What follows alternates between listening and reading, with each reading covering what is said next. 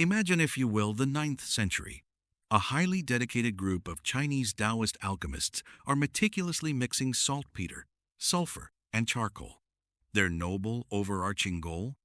To formulate the legendary elixir of eternal life. Yes, really. It remains the absolute ultimate task failed successfully moment in the entire span of human history. Instead of making their emperor immortal, they accidentally whipped up a highly volatile chemical powder that ensured a staggering amount of people would be very much mortal, and usually very quickly. They called this new substance fire medicine, an incredibly ironic rebrand considering the only thing it ever really cured was the structural integrity of whatever unfortunate object it happened to be thrown at. At first, they didn't jump straight into making weapons of mass destruction.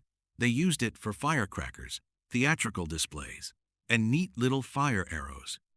Because nothing says we have inadvertently harnessed a terrifying new chemical compound that will reshape the globe, quite like putting on a lovely, sparkly light show for the local magistrate after a nice dinner. But of course, human nature dictates that you cannot keep a good explosion a secret for long, nor can you keep it purely decorative. By the time of the Song dynasty, the Chinese military looked at these pretty fireworks and collectively thought, what if we aimed the sparkly bits directly at the people we don't like? This led to the invention of the fire lance, which was essentially a bamboo tube filled with gunpowder and shrapnel tied to a spear. It was the historical equivalent of duct taping a Roman candle to a broomstick and charging into battle. It was wildly unpredictable, completely terrifying, and completely changed the vibe of hand-to-hand combat. From there, they rapidly escalated to primitive grenades, toxic smoke bombs, and the hilariously named Flying Cloud Thunderclap Eruptor, which sounds like a special move from an anime, but was actually a devastating cast-iron bomb. The alchemists' pursuit of health and wellness had officially birthed the military-industrial complex. Then came the Mongols.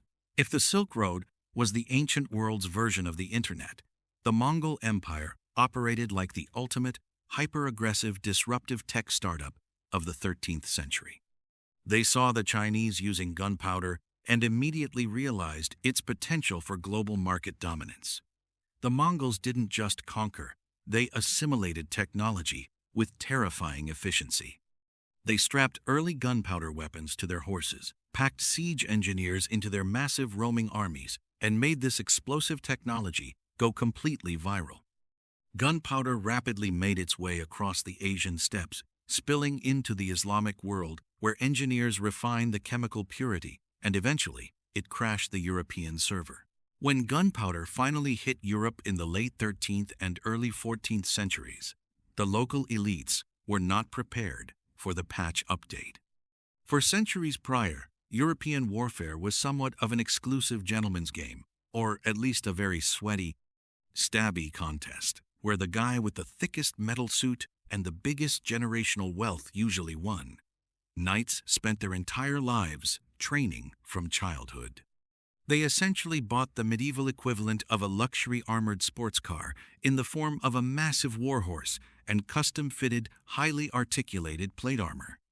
They were the undisputed main characters of the battlefield, the ultimate tanks, practically invincible to standard peasant weapons. Then, some completely untrained conscript with 3 teeth and a primitive hand cannon points a metal tube at them, touches a burning string to a touch hole, and suddenly, the entire era of chivalry gets unceremoniously cancelled. It was the absolute historical embodiment of the "parry this, you filthy casual" meme. The psychological shock was immense. Early guns were actually terrible. They were horribly inaccurate, took 3 business days to reload, and had a nasty habit of simply exploding in the user's hands. But the noise, the smoke, the sheer concussive flash, it terrified the horses and convinced half the opposing army that literal dark magic was being deployed. The church was deeply suspicious of it, with many noting that the sulfurous smell of gunpowder was a little too close to the scent of demonic hellfire. Yet, despite the moral panic, the kings and generals could not deny the results. Armor, which had been perfected over generations to stop swords and arrows, became a heavy, expensive liability against a lead ball traveling at supersonic speeds. Centuries of elite military tradition were instantly vaporized by a loud bang and a cloud of very bad-smelling smoke. The real turning point, the exact moment gunpowder officially broke the meta of medieval warfare and announced a new world order, happened in 1453. The glorious city of Constantinople possessed the Theodosian walls, fortifications so outrageously thick and brilliantly designed they had survived 1,000 years of endless sieges, earthquakes, and invading armies. These walls were the Nokia 3310 of military architecture. They were widely considered to be literally indestructible. Enter the ambitious Ottoman Sultan Mehmed II and a brilliant, slightly chaotic Hungarian engineer named Urban. Urban had originally shopped his cannon designs to the Byzantines, but they couldn't afford his rates, proving that skimping on your defense budget is historically a terrible idea. Urban went to the Sultan and basically said, "I can build you a gun so big it actively defies the laws of physics, logistics, and common sense." The resulting superweapon, known as the basilica, was so absurdly massive it needed a small city's worth of oxen just to drag it into position at a speed of about 2 miles per day. It was less of a weapon and more of a geographical feature. When it finally fired, the boom could be heard miles away, and the recoil was so violent the cannon had to be constantly repaired. But the results were undeniable. The unbreakable, legendary walls of Constantinople, let's just say they were abruptly downgraded to gravel. The fall of the city sent shockwaves through Europe. It was a massive, terrifying reality check for any monarch sitting comfortably behind high stone walls. Castles, which were once the ultimate symbol of supreme feudal power, suddenly went from being impregnable fortresses to very expensive, very stationary targets waiting to be turned into a medieval unboxing video. High, flat walls were out. Squat, angled bastions were in.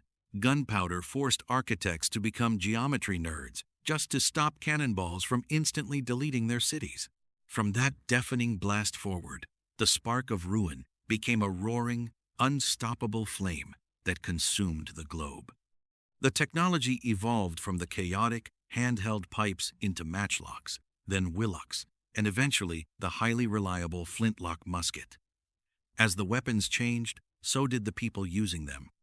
The medieval knight was fully replaced by the line infantry, and here is where human tactical evolution hit a hilariously awkward phase. Because early muskets were smoothbore, meaning the bullet bounced around inside the barrel and exited with the accuracy of a thrown potato, generals realized you couldn't just aim at a specific target. You had to point 50 guys in the general direction of the enemy and hope the sheer volume of lead hit something. This birthed the era of line battles, arguably the most surreal and polite form of mass slaughter ever conceived. Imagine generals deciding that the best way to utilize deadly firearms was to dress men in the brightest, most saturated colors possible: neon red, bright blue, blinding white, and have them march shoulder to shoulder in slow motion directly toward flying lead. They would literally stand in an open field, completely exposed, 20 yards apart, taking turns shooting at each other like it was a gentlemanly game of extreme dodgeball. You shoot first. Sir. No, I insist. You fire a volley into my men first. It took them an embarrassingly long time to actually stop doing this and realize that hiding behind trees and wearing colors that actually blended into the dirt was a much healthier strategy. For long-term survival, the naval meta changed just as violently. For most of history, fighting on boats mostly involved crashing your boat into the other guy's boat and jumping over with swords. Gunpowder turned majestic wooden sailing ships into heavily armed floating shotguns. Nations began building massive ships of the line, packing them with so many cannons that they were essentially floating wooden Death Stars.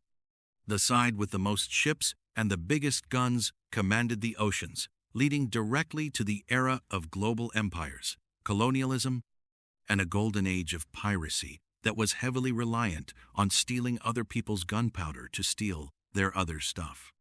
The balance of global power shifted entirely to those who could secure the ingredients for black powder and mass-produce iron and brass. It is profoundly wild to look back at the grand tapestry of human history and trace it all back to a bubbling cauldron in a 9th century Chinese laboratory. Every border on our modern map, every fallen empire, every shift in global dominance, the end of feudalism, the rise of the modern nation-state, it was all fundamentally catalyzed by a loud, smoky, explosive chemical reaction.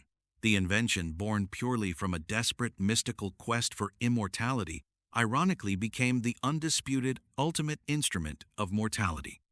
It leveled playing fields, democratized violence, ended ancient bloodlines, and definitively proved that sometimes the most world-changing discoveries happen when you mix the completely wrong ingredients and forget to step back. And to think, this completely chaotic, total reshaping of human civilization all started because someone in a robe really did not want to die of old age.